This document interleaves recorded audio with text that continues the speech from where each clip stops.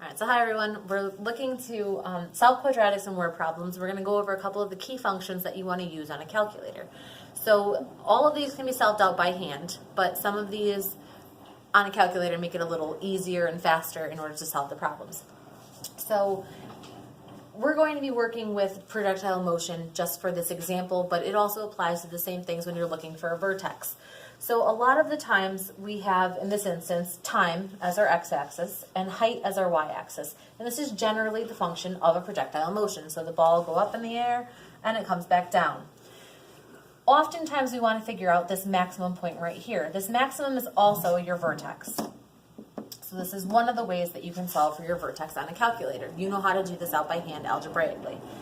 So in order to do so on a calculator, you want to choose the values second calc maximum. So it's going to ask a left bound and a right bound for you to guess and press enter. Now a left bound means that you want the arrow to be somewhere on the left hand side of this graph.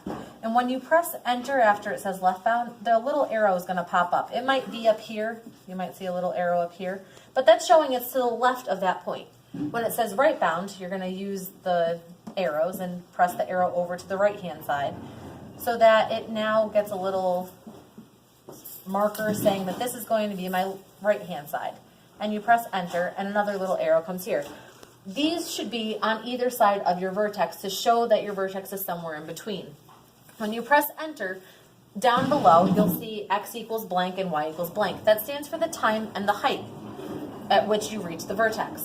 So at x seconds, or whatever that time is, the ball will reach a height or a maximum height of 38 feet or of 42 feet. And so that is going to come from your h and k and your x and y values.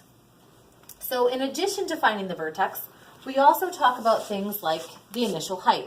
So the initial height is when the ball is first launched. Now a lot of the times you know that initially based on the equation, but if not, and you need to find the initial height, we know that that's at time 0. So when x equals 0, we can find what our y value is going to become.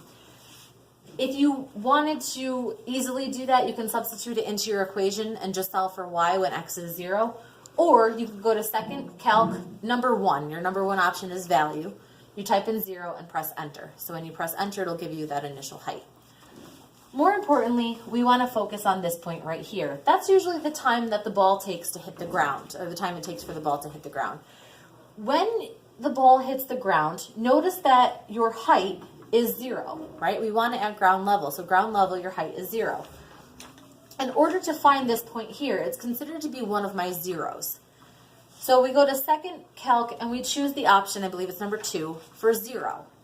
Then it says right bound and left bound. Well, right bound, we want a value that is to the left, well, usually this one's first. So left bound, then right bound.